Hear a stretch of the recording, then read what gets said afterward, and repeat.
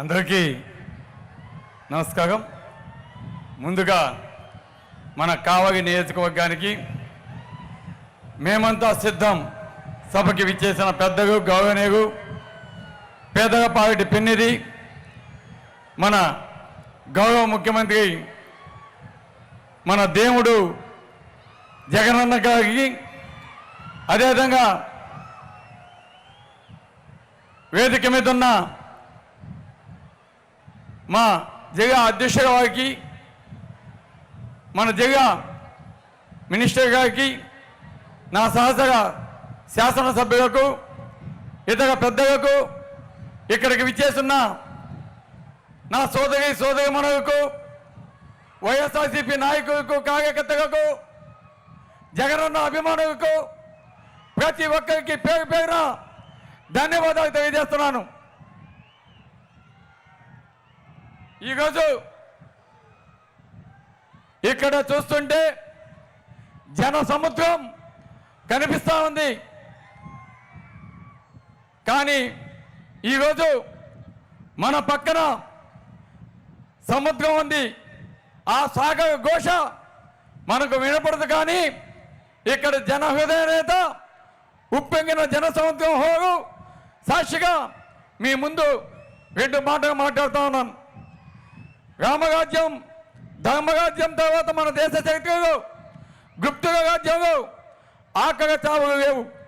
అశోకుని కాలంలో కులమతాగా వివక్షత లేదు. కాకతీయ రాజ్యంలో మహిళ ఎప్పుడు పైచేయిగా ఉండేది. అదే రాయలవారి పాలనలో సమాజం, వైద్య, విద్య, వ్యవసాయం అన్నీ కూడా సుభిక్షంగా ఉండేది. ఇవన్నీ కూడా మనం చరిత్ర బుక్కుగా రాసుకున్నాం, చదువుకున్నాం. ఆ శకాలు కాలాలు ముగిసిపోగా ఈరోజు మన ఆంధ్రప్రదేశ్లో మనం చూస్తా ఉన్నాం.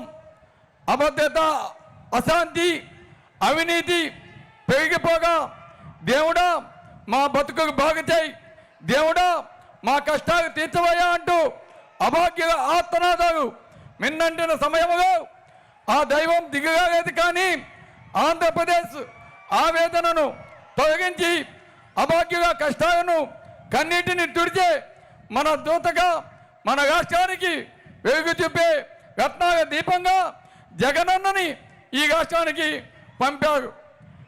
రాయలసీమ గడ్డపై నుంచి నడిచి వచ్చే రాయలపాలన వారసుడిగా నవరత్నాల వెలుగు అందరికీ పంచే సంక్షేమ దివిటి చేతబూని బడుగు బలహీన భవిష్యత్తు వారిదిగా మన ముందుకు వస్తున్నాడు మన జననేత జగనన్న. మీ రాకతో మన కావలి, మా కావలి పులకించిందన్నా. నువ్వే మా నమ్మకం అంటూ స్వాగతిస్తుందన్నా. జై హో జగన్, జై హో జగన్, జై జగన్ నినాదాలతో ఎన్నిక సమరములు మీ వెంట నడిచేందుకు మేమంతా సిద్ధమంటూ మా యువత, మా అక్క జగమ్మలు అంతా కూడా ఊరగేస్తున్నారన్నా. జనం గుండెలో గుడి కట్టడమే అజెండాగా మన ముందుకు వచ్చిన జగనన్న కోసం మనమంతా కూడా సిద్ధమా సిద్ధమా.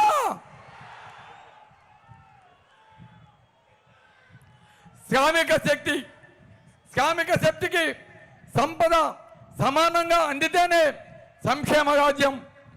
పైగా స్వయంగా సమృద్ధి సాధించాలన్న గాంధీజీ స్వప్నాలు, ఆశయాలు సాధించాలన్నా అది జగనన్నకే సాధ్యం. కాబట్టి ఈరోజు మీ అందరికీ గుర్తుంది, జగనన్న మాట చెప్తే తప్పకుండా చేస్తాడు. అదేవిధంగా ఈరోజు ప్రతి ఒక్కరికి సంక్షేమ పథకాలు అందించిన ముఖ్యమంత్రిగా ఈ దేశంలో ఎవరైనా ఉన్నారంటే అది ఒక్క జగనన్నే అని మనం అందరం కూడా గుర్తుపెట్టుకోవాలి. అందుకే ఈరోజు జగనన్నని ఈ రాష్ట్రానికి మళ్ళా మనం ముఖ్యమంత్రి చేసుకునే దానికి మీరంతా కూడా సిద్ధమా సిద్ధమా. అదేవిధంగా ఈరోజు మా కావలి నియోజకవర్గానికి సంబంధించి గతంలో కూడా అన్న మనకొచ్చాడు. మనకి రామాయపట్నం పోర్టు ఈరోజు మనకి ఇవ్వడం జరిగింది. అదేవిధంగా మన మత్స్యకారుల కోసం జబ్బు ఏదైనా ఫిషింగ్ లాంటి ఫిషింగ్ హార్బర్ లాంటి ప్రాజెక్టు మనకి ఇవ్వడం జరిగింది.